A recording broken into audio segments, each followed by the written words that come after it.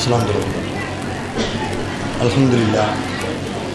الحمد لله نحمده ونستعينه ونستغفره ونعوذ بالله من شرور أنفسنا وسيئات أعمالنا.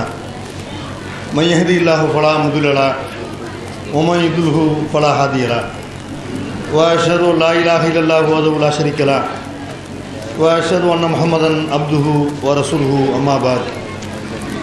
அன்பிற்குரிய இஸ்லாமிய சகோதரிகளே, தாய்மார்களே, அல்லாஹ்வுடைய பேரருளால் தமிழ்நாடு தௌஹீத் ஜமாத் அதிராம்பட்டினம் 2வது கிளை நடத்தி வந்த அல் ஹிக்மா மகளிர் இஸ்லாமிய கல்வியகத்தினுடைய 1ஆம் ஆண்டு பட்டமளிப்பு நிகழ்ச்சியில் 1ஆம் ஆண்டை நிறைவு செய்த மாணவியருக்கு பட்டம் வழங்கும் நிகழ்ச்சி இங்கே ஏற்பாடு செய்யப்பட்டிருக்கிறது. சுருக்கமான நேரத்தில் ஒரு சில தகவல்களை மாத்திரம் இங்கே பதிவு செய்ய ஆசைப்படுகிறேன். இந்த மதரசா தொடங்க போகிறோம் என்று நாம் அறிவித்த உடனேயே தௌஹீத் ஜமாத்தை எதிர்க்கக்கூடிய பல பேருக்கு வயிற்றிலே புளியை கரைக்க ஆரம்பித்தது. ஏன்னா போலி தௌஹீது பேசக்கூடிய சில பேர் இதே ஊரில் ஒரு மதரசா நடத்தி கொண்டிருக்கிற காரணத்தினால் தௌஹீத் ஜமாத் மதரசா ஆரம்பித்து விட்டால் அதனால் பாதிப்படைவோம் என்று நினைத்து இந்த மதரசாவினுடைய ஆசிரியர்கள் ஒருவராக இருக்கிற என்னை பற்றி ஏராளமான குற்றச்சாட்டுகளை, அவதூறுகளை தங்களுடைய இணையதளங்கள் வாயிலாக பரப்பினார்கள். அதில் ஒரு முக்கியமான குற்றச்சாட்டு என்னன்னு கேட்டால், இவர் மதரசாவில் பட்டம் வாங்கலை, மதரசா ஆரம்பிக்கும் போதே யார் இப்படி ஒரு குற்றச்சாட்டை வச்சாங்கன்னா, யார் என்னை இந்த ஊருக்கு அழைத்து வந்தார்களோ அவங்கள இந்த மாதிரி ஒரு குற்றச்சாட்டை, பட்டம் வாங்காத ஆளைங்க அழைச்சிட்டு வரணும். 10 வருஷத்துக்கு முன்னாடி இங்கே 10 வருஷம் ஆச்சு. 10 வருஷத்துக்கு முன்னாடி என்னை இந்த ஊருக்கு அழைத்து வந்தவர்கள், இவருக்கு அரபி தெரியாது, இவர் மதரசாலை இந்த மதரசாலை முழுசாக முடிக்கலை, பட்டம் வாங்கலை என்றெல்லாம் சொல்லி தங்களுடைய வயிற்றெரிச்சலை கிளப்பினார்கள். ஆனால் இந்த மதரசா நடத்த வேண்டும் என்று பல சகோதரர்கள் நான் வந்ததில் இருந்தே சொல்லிகிட்டே இருந்தாங்க. இப்படி ஒரு மதரசா பெண்களுக்கு நடத்தணும் அப்படின்னு சொல்லும் பொழுதெல்லாம் எனக்கு உள்ளுக்குள்ளே ஒரு பயம் இருந்துச்சு. என்ன பயம்? மதரசாவில் என்னை 12 வயசு இருக்கும்போது மதரசாவில் கொண்டு போய் சேர்த்துறாங்க.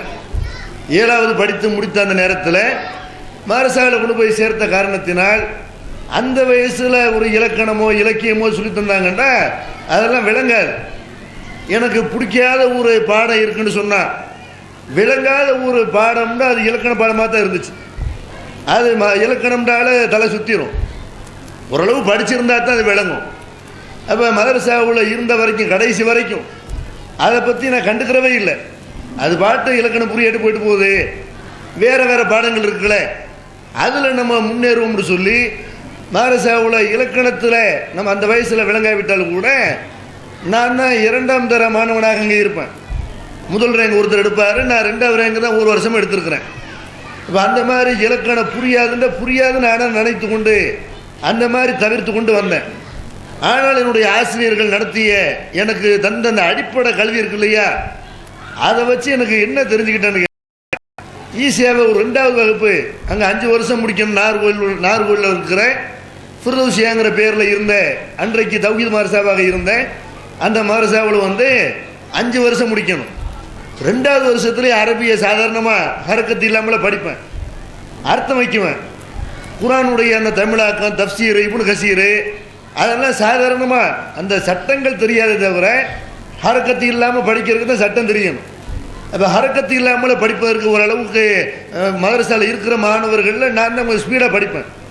அந்த மாதிரி ஒரு அந்த அரபி வார்த்தைகளுக்கு மொழியாக்கும், அரபி வாசிக்கிற அந்த மெத்தேடு இதெல்லாம் தெரிஞ்சிருந்த காரணத்தினால அதே நேரத்தில் இலக்கண சட்டம் தெரியாத மதரசா ஆரம்பிக்கிற அந்த இலக்கண சட்டம் சொல்லிக் கொடுக்கணுமே, சரி அதுக்காக வேண்டி மதரசாவை தள்ளி போட்டுக்கிட்டே வந்தேன்.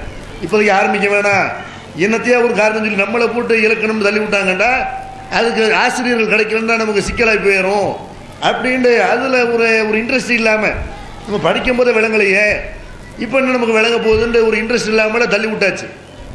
ஆனால் கடைசியாக இந்த மாதம் ஆரம்பிக்கணுங்கிற ஒரு நிர்பந்தத்துக்கு ஆளாகக்கூடிய நேரத்தில் சில ஆலிமாக்களும் கிடைத்தார்கள். தௌஹீத் ஜமாத்தினுடைய கொள்கையை விளங்கி இந்த கொள்கை தான் சரியான கொள்கை என்று சில ஆலிமாக்களும் மதரசாவுக்கு நமக்கு கிடைச்சாங்க. அப்போ நம்ம ஒரு ஆளி இல்லை, இப்போ 4 பேர் இருக்கிறோம் அப்படிங்கிற ஒரு தைரியம் இருந்தது. அதே நேரத்தில் அவங்களும் என்ன பண்ணாங்கன்னா, எங்களுக்கு இலக்கணம் தெரியும், ஆனால் நாங்கள் அந்த பாடங்கள் நடத்தலை, வேறு மதரசாக்களில் பாடம் படித்து கொடுக்குற நேரத்தில் எங்களுக்கு அந்த பாடம் நடத்துறதுக்கு கொடுக்காதனால நாங்களும் போய் புதுசாக தான் புரட்டணும், அதனால் நாங்கள் வேறு பாடம் எடுத்துக்கிறோம், அல்லது நடத்தணும்னு விரும்பினீங்கன்னா நாங்கள் நடத்துகிறோம்னாங்க. புதுசாக பாடம் நடத்துறதுக்கு கொடுத்தா சரியாக வராது, ஓரளவுக்கு அனுபவம் உள்ள ஆளாகத்தான் நம்ம இந்த பாடத்தில் வைக்கணும் அப்படின்னு எதையா எதிர்பார்த்தோம். யாராவது வருவாங்களா அப்படின்னு எதிர்பார்த்தோம். கடைசியில் வழி இல்லாமல் நம்ம தான் நடத்தியாகணும்னு தலையில் விழுந்துச்சு. விழுந்த உடனே அதுக்காக வேண்டி சரி அந்த கித்தாபை என்னென்னு கொஞ்சம் பார்ப்போம் அப்படின்னு அரபு இலக்கண கித்தாபுகளை, நஹ்வு என்று சொல்லக்கூடிய அந்த இலக்கண புத்தகங்களை புரட்டுற மட்டும் இல்லாமல் இது சம்பந்தமாக இந்த இலக்கண சட்டங்கள் விஷயமா இணையதளங்களில் என்னவெல்லாம் இருக்கிறது அப்படின்னு கடந்த ஒரு வருஷ காலமாக பயானில் காட்டின இன்ட்ரெஸ்ட்டை விட பயானெல்லாம் போயிடுச்சு. இவர்கள் நம்ம மேலே சுமத்தின குற்றச்சாட்டு இருக்கல, பாடம் நடத்த தகுதி இல்லாதவர், இலக்கணம் தெரியாதவர், மாரசால பட்டம் வாங்காதவர், இப்படிலாம் சொன்னாங்கல்ல, ஒரு வெறி பிடிச்சி போய் ராத்திரி பகலாக இதே வேலை தான். பிள்ளைகளுக்கு படித்து கொடுக்குறத விட இதில் நான் படித்தது தான் நிறைய. அந்த மாதிரி பிள்ளைகளுக்கு படிச்சுட்டு இருக்க வேண்டி நான் படிக்கும்போது விளங்காத எத்தனையோ சட்டங்கள் நான் இப்போ பிள்ளைகளுக்கு பாடம் நடத்த வேண்டும் என்று புரட்டுகிற நேரத்தில், ஆய்வு செய்கிற நேரத்தில் நிறைய தகவல்கள் கிடைச்சது. எந்த அளவு கிடைச்சது? இலக்கண சட்டங்கள் பெரும்பாலும் மதரசாக்கள் உள்ள கித்தாபுகளை எடுத்துக்கொண்டீர்களானால் உதாரணங்கள் ஒரே உதாரணமாக தான் இருக்கும். உதாரணம் ஒரு எந்த சட்டத்துக்கு ஒரு உதாரணத்தை போகிறதா இருந்தாலும் ஜெயிதுன்ற ஒரு ஆள் எடுத்துக்கிடுவாங்க. ஜெயிது அடிச்சானுங்கிற வார்த்தையை கற்றுறதுக்கு அந்த அடிச்சானுங்கிற லரபன்னு எடுத்துக்கிடுவாங்க. வந்தான்னு சொல்லணும், அதுக்கு தான் ஜெயிது, பேரை கூட மாற்ற மாட்டாங்க. அல்லது அம்ருன்னு இருக்கும், ஜெயிது அம்ரு அடித்தான் அல்லது அம்ரு ஜெயிது அடித்தான், இப்படியே தான் அந்த கித்தாபு ஃபுல்லாக இப்போ இருக்கும்னு கேட்டால் இந்த ஜெயிது அம்ரு இல்லாமல் கித்தாப் இருக்காது. அந்த மாதிரி நிறைய அந்த உதாரணங்கள் பார்த்தா பழைய உதாரணங்களா, அது புதுசாக திரும்ப ஒரு ரீப்ரிண்டிங் போடக்கூடிய நேரத்தில் கூட அதுக்குன்னு யாரும் ஒரு குறிப்பு கொடுத்து அப்படியெல்லாம் எழுதலை. ஒரு சில கித்தாபுகள் நிறைய உதாரணங்கள் கொண்ட கித்தாபுகள் இருக்கிறது. அதே நேரத்தில் நம்ம உதாரணங்களை எல்லாம் குரான்லேருந்து சொல்லணும், ஹதீஸ்லேருந்து சொல்லணும். ஒவ்வொரு இலக்கண சட்டத்துக்குமே குரான் வசனத்தை அவங்களுக்கு காட்டினால் ஈஸியாக அதை விளங்கிக் கொள்வார்கள் என்று குரான் வசனம் இருக்குதா, என்ன சட்டத்துக்கு என்ன குரான் வசனம் இருக்கிறது என்று குரான் வசனங்களை தேடி உதாரணத்துக்கு குரான் வசனங்களை ஹதீஸுகளை காட்டக்கூடிய அளவுக்கு அல்ல இதில் ஒரு அனுபவத்தை ஏற்படுத்தி கொடுத்தான். இதனால் எனக்கு அவங்க நன்மை செஞ்சிருக்கிறார்கள். இந்த ஜமாத்தை எதிர்க்கக்கூடியவர்கள், இந்த மதரசா தொடங்கும் போது பிரச்சாரம் செய்தவர்கள் எனக்கு நன்மை முதல் நன்றி அவங்களுக்கு தான் சொல்லியாகும். அப்போ ஒரு ஒரு தொடர்பை ஏற்படுத்தி கொடுத்தாங்கல்ல, இந்த அரபு இலக்கணத்தோட ஒரு வருஷம் புரள்ற அளவுக்கு அந்த மாதிரியான ஒரு வாய்ப்பை என்னுடைய எதிரிகள் தான் ஏற்படுத்தி கொடுத்தார்கள். அப்போ அதே மாதிரி இந்த இலக்கண பாடம் எடுப்பதற்காக வேண்டி மாநில தலைமையில் இருந்து எம்ஐ சுலைமான் அவர்கள் ஒரு வருஷத்துக்குன்னு இலக்கண கித்தாப்னு வச்சிருக்கிறோம். அது அந்த பாடத்தை எடுப்பதற்காக வேண்டி எம்ஐ சுலைமான் அவர்கள் மாதத்துக்கு ஒரு தடவை அல்லது 2 தடவை வருகை தந்து அந்த கித்தாபு முழுக்க அவங்க முடிச்சிருக்கிறார்கள். அதே மாதிரி அதே இலக்கண சட்டத்தில் அவர் சொல்லித்தராத இன்னும் பல பகுதிகளை சொல்லித்தர்றதுக்கு முகமது ஒளி எம்ஐஎஸ்சி அவர்கள், அவர் கடையநல்லூர் மேலப்பாளையத்தில் மதரசா நடத்தியிருக்கிறார். அங்கே நடக்கிற தௌஹீத் ஜமாத் மதரசாவில் அவர் ஒரு ஆசிரியராக இருக்கிறார். அவர் மாதம் மாதம் செஞ்சார், இலக்கண சட்டங்களை எடுத்தார். அதுபோக நானே எடுத்தேன். தமிழில் பிள்ளைகளுக்கு தமிழில் சொல்லித்தரணும், எல்லாம் கித்தாபை வச்சு தான் சொல்லித்தர்றாங்க. தமிழில் நம்ம அவங்களுக்கு பாடம் நடத்துவோம் அப்படின்னு அந்த இலக்கண பாடங்களை எல்லாம் படித்து அது இரவு பகலாக இதே வேலையாக இருந்து நான் செஞ்சு அதை நடத்துச்சு. எந்த அளவுக்குண்டா, இந்த ஒரு வருஷ காலத்தில் ஒரு ஜோக்குக்காக வேண்டிய ஒரு தகவலை சொல்லணும். ஒருத்தர் எனக்கு ஃபோன் பண்ணி கேட்குறாரு, அதாவது ஜம்மு சம்பந்தமாக நீங்கள் ஜம்முவை பற்றி கொஞ்சம் சொல்லுங்கள் அப்படிங்கிறாரு. ஜம்முண்டா அரபியில் பன்மைன்னு அர்த்தம். அப்போ பன்மையை பற்றி கேட்குறாருன்னு என்ன பண்ணுறேன்ட்டா அவருக்கு அதை பற்றி விளக்குறேன். ஆண்பால் பன்மைன்னு ஒன்று இருக்குது, பெண்பால் பன்மைன்னு ஒன்று இருக்குது. ஒரு ஒருமையான வார்த்தையை பன்மையாக்குறாருன்னா இந்த மாதிரி சில வழிமுறைகள்லாம் இருக்குன்ட்டு ஒரு 20 நிமிஷத்துக்கு அதை விளக்குறேன் ஃபோனில். அதுக்கப்புறம் 20 நிமிஷம் எல்லா கிளிப்பிங்கையும் கேட்டுட்டு அவர் திரும்ப எனக்கு ஆன்சர் பண்ணுறாரு. நான் அந்த ஜம்மு கேட்கல, தொழுகையில் ஜம்மு செய்வோம்ல, ரெண்டு தொழுகை சேர்த்து தொழுவோம்ல, அதை சொல்லுங்கன்றார். ஜம்முவை கேட்டால் கூட இந்த ஜம்மு தான் ஞாபகம் வருது, இலக்கணத்தில் வரக்கூடிய ஜம்மு தான் ஞாபகம் ஒரு அளவுக்கு. அந்த மாதிரி ஒரு கிறுக்கு பிடிச்சி கடைசியில் என்னாச்சு, இன்னைக்கு அல்லாவுடைய கிருபைகளை நம்ம தௌஹீத் ஜமாத் நடத்தக்கூடிய இந்த மதரசாவுல இலக்கண சம்பந்தமாகவே 3 வகுப்பு நடக்குது. லுகத்தில் அரபியான்னு சொல்லுவாங்க, பேசுறதுக்காக வேண்டி படிக்கக்கூடிய அரபி, அது ஒரு பக்கம் நடக்கிறது. அதே மாதிரி நஹ்வு என்று அரபி கிதாபை வைத்து அது ஒரு பாடம் நடக்கிறது. இதில் நடத்துறது யாரு? இந்த ஒரு வருஷம் மதரசாவுல ஓதுனாங்கல்ல, இந்த ஓதி முடிச்ச பிள்ளைங்க அவங்க கிளாஸ் எடுக்கிற அளவுக்கு திறமையை உருவாயிருக்கிறார்கள். இது எதை என்னுடைய திறமை, ஆலிமாக்களுடைய முயற்சி அப்படிலாம் சொல்ல முடியாது. மாணவிகளுக்குன்ற ஒரு ஆர்வம் இருந்துச்சு. முதலாம் ஆண்டு கிடைத்த மாணவிகளை பொறுத்த வரைக்கும் அவங்களும் ஒரு வெறித்தனமாக தான் படித்தார்கள். நம்ம படிக்கணும், எல்லா பாடத்தையும் படிக்கணும், ஹோம்ஒர்க் பண்ணணும் என்றெல்லாம் ஒரு ரிஸ்க் எடுத்து அந்த கொடுக்கக்கூடிய ஹோம்ஒர்க்குகளை சரியான முறையில் அதை அவங்க கவனத்தில் எடுத்து அந்த மாதிரி இன்னைக்கு டீச்சர் ஆகிற அளவுக்கு அதில் ஒரு 7 பேர் இன்றைக்கு மதரசாவில் டீச்சராக இருக்கிறாங்க இந்த வருஷம். மீது ஒரு 4-5 பேர் அவங்களுடைய சொந்த வேலையினால் மதரசாவுக்கு வர முடியலன்ட்டாங்க. அவங்களும் டீச்சர் ஆகிற அளவுக்கு தகுதி உள்ளவங்க தான். 11 பேர் இன்னைக்கு பட்டம் வாங்குறாங்க. 11 பேருமே எப்படின்ட்டா பயான் பண்ணுற அளவுக்கு அவங்க தேர்ச்சி பெற்றிருக்கிறார்கள். நீங்கள் பார்க்கலாம், 4 வருஷம் 5 வருஷம் மதரசாவில் ஓதுன பிள்ளைகள்லாம் இருக்கிறார்கள். சில பேர் 1 வருஷம் சொல்லும் போது ஆச்சரியப்பட்டாங்க. அது இப்படி 1 வருஷத்துல எல்லாம் கற்றுக் கொடுத்துருவீங்களா?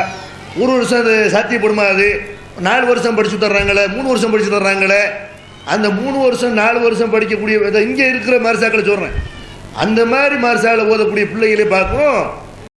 எங்கே எத்தனை பிள்ளைங்க வெளியானாங்க அதிர மட்டத்திலிருந்து, எத்தனை பிள்ளைங்க போய் பயான் பண்ணிட்டு இருக்கிறாங்கன்னு பார்த்தா அந்த மாதிரி ஆள்களும் பார்க்க முடியல. படிச்சிருக்கிறாங்க, மதரசாவில் ஓதிருக்கிறாங்க, இலக்கண சட்டங்களை எல்லாம் கற்றுக்கொண்டிருக்கிறார்கள்.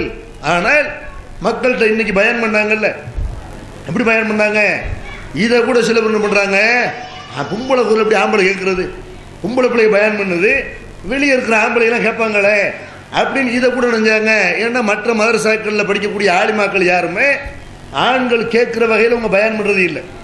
பிரச்சாரம் பண்ணுறதை பொறுத்த வரைக்கும் அது ஆம்பளைக்குள்ள கடமையை தவிர பொம்பளைக்கு இல்லை அப்படி நினைத்து கொண்டார்கள். ஆனால் குர்ஆன் அல்லாஹ் என்ன சொல்றான், வல் மூமினூன வல் மூமினாத்து பாலுஹும் அவுலியாவு பாலின் யம்ருன பில் மாரூஃபி வ யன்ஹவுன அனில் முன்கர். மூமினான ஆண்களும் மூமினான பெண்களும் ஒருவருக்கொருவர் உற்ற நண்பர்கள், நன்மையை ஏவுகிறார்கள், தீமையை தடுக்கிறார்கள் அப்படிங்கிறாங்க. நன்மையை ஏவுறது ஆம்பளைக்கு எப்படி கடமையோ அதே மாதிரி பெண்களுக்கு தான் கடமை.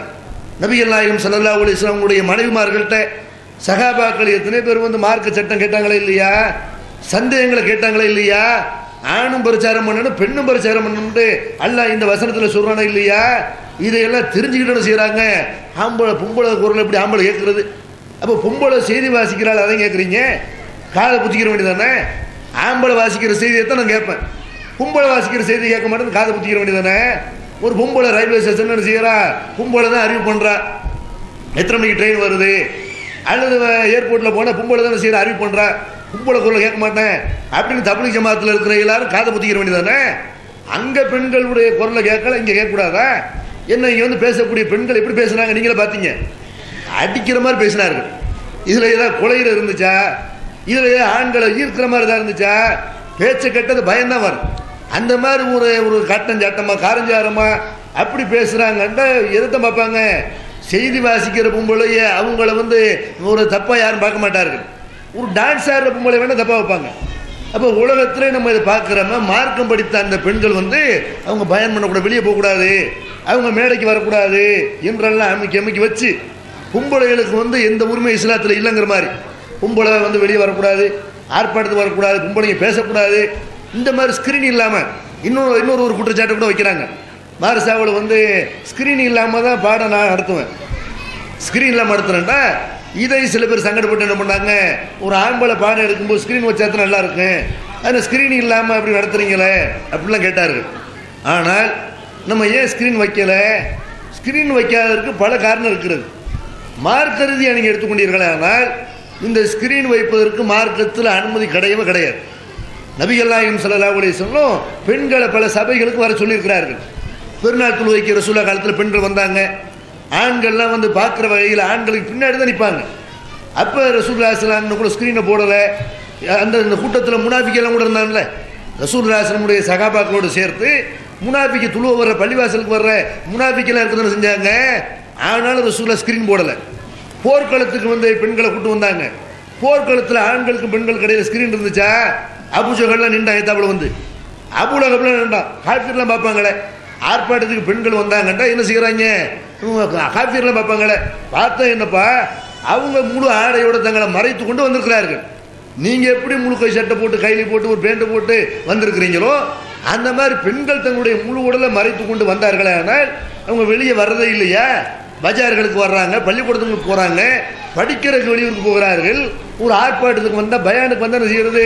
இல்லை பார்க்குற மாதிரி இருக்குது. என்ன இதுன்னு மார்க்கத்தில் தப்பா இது? நபிகள் நாயகம் ஸல்லல்லாஹு அலைஹி வஸல்லம் எந்த கட்டத்தில் பள்ளிவாசலே 5 வேளை தொழுகை நிறைவேற்றினார்கள்? அங்கே பெண்கள் வந்தார்கள். அங்கே திரை இருந்துச்சா? இல்லை. போர்க்களத்தில் திரை இல்லை. எந்த கட்டத்திலும் ரசூலுல்லாஹி ஸல்லல்லாஹு வாழ்க்கையில் எந்த ஒரு சந்தர்ப்பத்தில் பெண்கள் வரக்கூடிய இடங்களில் பெண்களையும் ஆண்களையும் மறைக்கக்கூடிய வகையில் எந்த விதமான திரையும் இருக்கலை. இன்னும் சொல்ல போனால் அந்த திரையை போட்டால் அதனால பாதிப்பு ஏற்படுது. என்ன பாதிப்பு ஏற்படுது? திரை இல்லாமல் பாடம் நடத்தும் போது யாருக்கு விளங்குச்சு யாருக்கு விளங்கலன்னு கணிக்க முடியாது. சில பிள்ளைங்க பாடத்தை கவனிக்கிற மாதிரியே இருக்கு, கவனம் வேற எங்கேயா இருக்கும். அந்த கவனம் ஒரே மாதிரி இருக்காது. அதில் ஒரு 3/4 மணி நேரம் ஒரு ஆள் பாடம் நடத்தி இருந்தாருன்னா 3/4 மணி நேரமும் கவனம் ஒரே இடத்துல இருக்காது. இடையில வீட்டுக்கு திடீர்னு கவனம் போகும். உங்களுக்குரிய சௌகரியங்களை இப்போ மரசாவில் வந்து இந்த திரை இல்லாமல் நம்ம பாடம் நடத்துறதுக்கு என்ன காரணம்னு கேட்டால் அப்போ தான் பிள்ளைகள் கவனிக்கிறாங்கன்னு விளங்கும். இல்லாட்டி அவங்க தூங்கிட்டு இருந்தாலும் விளங்காது. இப்போ ஏதாவது ஒரு பிள்ளை தூங்குச்சுன்னு வைங்க, முன்னாடி உட்காந்துருக்குறன்ற பயம் இருந்தால் அவங்க தூக்கம் வந்தாலும் கூட என்ன செய்வாங்க, கொஞ்சம் கவனத்தோடு இருப்பாங்க, பயத்தோடு இருப்பாங்க. அப்படி இல்லைன்னா என்ன, சில பயான்கள் நடக்கிற இடத்துல அந்த மாதிரி நிகழ்வுகள்லாம் பார்த்தோம். ஒரு ஊரில் வந்து இந்த மாதிரி ஸ்க்ரீனை போட்டு விட்டாங்க.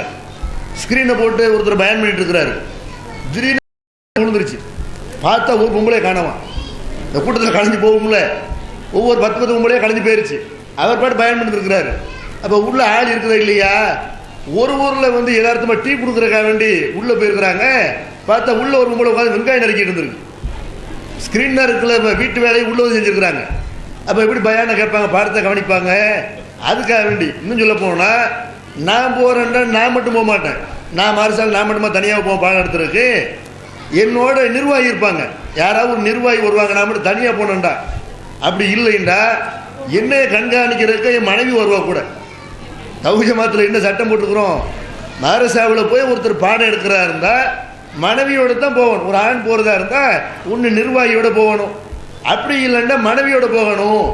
மனைவியை விட ஒரு ஆணை கண்காணிக்கிறது யாராலும் முடியாது. அவளுடைய கழுகு பார்வையில தப்பிக்க முடியுமா?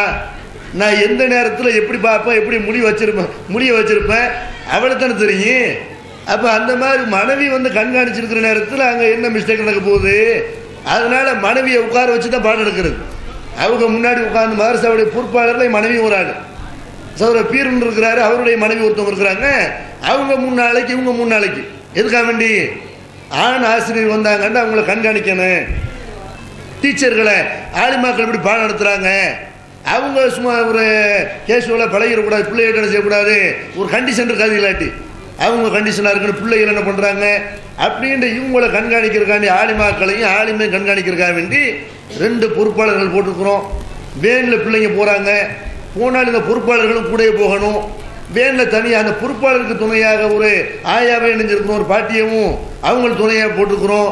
இந்த மாதிரி எல்லா வகையிலையும் ஒரு பாதுகாப்பான முறையில் தான் மாரசா நடக்கிறது. இந்த மாரசாவில் வந்து நிறைய பாடங்கள் என்ன செய்யணும், ஒரு வருஷ காலத்தில் நம்ம எடுக்கிறோம். கடந்த வருஷம் 3 ஆலிமாக்கள் அல்லாஹ்வுடைய அருளால் சிறப்பான முறையில் பாடத்தை நடத்தி முடிச்சிருக்கிறாங்க. அவங்க பெண்ணை பொறுத்த வரைக்கும், ஒரு குடும்பத்தில் வாழக்கூடிய பெண்ணை பொறுத்த வரைக்கும் நான் பாடம் எடுத்துகிற பிரச்சனை இல்லை. அவங்க தியாகம் பண்ணி வரணும். நிறைய அந்த வேலையிலெல்லாம் விட்டுட்டு ஒதுக்கி வைத்து விட்டு காலையில் பாடம் எடுத்த வந்தாங்கன்னா காலையில் உள்ள வேலையை மதியானம் ஒதுக்கி வைத்து விட்டு, அல்ல மதியானம் வந்தாங்கன்னா அந்த மதியானம் செய்கிற வேலையை காலையில் ஒதுக்கி அதை செய்துவிட்டு, அந்த மாதிரி தியாகம் பண்ணி 3 ஆலிமாக்களும் எங்களுக்கு கடுமையான முறையில் உதவி செஞ்சுருக்கிறாங்க. அவங்களுக்கும் ஜமாத்தின் சார்பாக நன்றியை தெரிவிக்க கடமைப்பட்டிருக்கிறோம். அதே மாதிரி 2 பொறுப்பாளர்கள் அவங்களும் குடும்பத்தில் உள்ள பெண்கள் தான். அவங்களும் தியாகம் பண்ணி அவங்க வர்றாங்கன்னு வெறுத்து போய் தான் வர்றாங்க. வழி இல்லை, நம்ம வந்து நிர்வாகிக்கு மனைவியாக இருக்கிறோம் அல்லது பாடம் எடுத்த போகிற ஆசிரியருக்கு மனைவியாக இருக்கிறோம் அப்படின்னு வழி இல்லாமல் அவங்களுக்கு தூங்கணும்னு நினைப்புமா இல்லையா? அவங்களுக்கு ரெஸ்ட் எடுக்கணும், வீட்டு வேலை பார்க்கணும், அப்படின்லாம் இருந்தாலும் கூட தியாகம் செய்து தான் நீங்கள் வந்திருக்கிறாங்க. அந்த மாதிரி மதரசாவில் வந்து என்ன செய்யறோம்னா நம்ம பல பாடங்கள் வச்சிருக்கிறோம். கொள்கை விளக்கம்னு அது ஒரு பாடம், அக்கீதா அது ஒரு பாடமாக நடத்தணும். அல்லாஹ் நம்புறது எப்படி, மலக்க நம்புறது எப்படி, வேதங்களை நம்புறது எப்படி, தூதர்களை நம்புறது எப்படி என்று 6 நம்பிக்கைகள் குறித்து விரிவாக பாடம் எடுக்கக்கூடிய வகையில் அது ஒரு பாடம் அந்த ஒரு வருஷத்தில் நடத்தப்பட்டிருக்கிறது. இந்த வருஷமும் நடக்கிறது. நபிகள் நாயகத்துடைய வரலாறு, அவங்க பிறப்பிலிருந்து இறப்பு வரைக்கும் உள்ள வரலாறுகளை சொல்லி தர்றோம். அதே மாதிரி ஹதீஸ் பாடம், அரபியில் அந்த ஹதீஸை சொல்லி தமிழில் அதை அர்த்தம் படிக்கிற அளவுக்கு அந்த மாதிரியான பாடம் நடக்கிறது. திருக்குரான் வார்த்தைக்கு வார்த்தை அந்த மொழியாக்கம் அவர்கள் தெரிந்து கொள்ளக்கூடிய அளவுக்கு வார்த்தைக்கு வார்த்தை தர்ஜிமா திருக்குரானுடைய தமிழாக்கத்தை அவங்களுக்கு கற்றுத்தரணும். அதே மாதிரி இலக்கணத்துக்காக வேண்டி 3 பாடங்கள் நடக்கிறது. சொற்றொடர் இலக்கணம், சொல்லி இலக்கணம், அரபு மொழி பயிற்சி என்று அது நடக்கிறது. அந்த மாதிரி நபி வழி தொழுகை சட்டம், நோம்பு சட்டம், ஜக்காத்து சட்டம், ஹஜ்ஜு சட்டம் என்று அந்த மசாயில் சட்டங்களை நடத்தக்கூடிய ஒரு பாடம் நடக்கிறது. உச்சரிப்போடு சரியான முறையில் குரானை ஓதுவதற்காக வேண்டி அது ஒரு வகுப்பு நடத்தப்படுகிறது. அதே மாதிரி வாரிசுரிமை சட்டம், ஒருத்தர் இறந்துட்டாருன்னு அவருடைய சொத்தை எப்படி பிரிக்கிறது என்று அந்த வாரிசுரிமை சட்டம் சொல்லி தர்றோம்.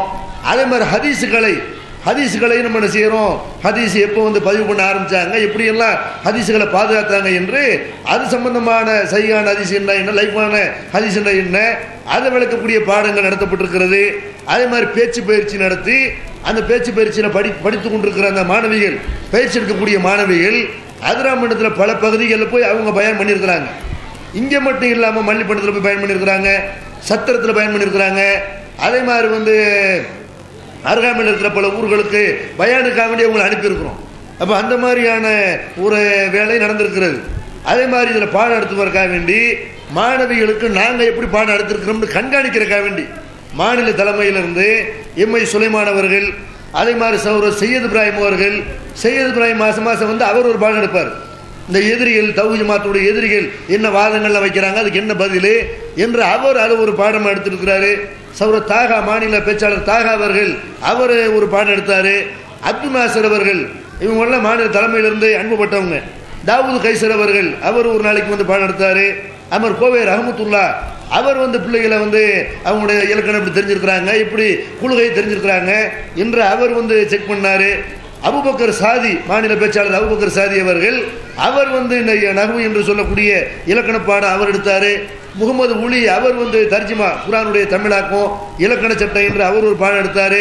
இப்படி மாநில தலைமையிலிருந்து மாசத்துக்கு 2 பேர் வந்து இந்த சிறப்பான முறையில் பாடங்கள் நடத்திருக்கிறாங்க. அவங்க அவ்வளவு பேருக்கும் ஜமாத்தின் சார்பாக, மதரசா நிர்வாகத்தின் சார்பாக நன்றியை சொல்ல கடமைப்பட்டிருக்கிறோம். அதே மாதிரி அவங்களை அனுப்பி வைத்த, அவங்கள இந்த மதரசாவுக்கு மாதம் வாங்கி தந்த அந்த மாவட்ட நிர்வாகிகளுக்கும், அவங்களை அனுப்பி வைத்த மாநில தலைமைக்கும் மதரசாவின் சார்பாக நன்றியை வந்து சொல்ல கடமைப்பட்டிருக்கிறோம்.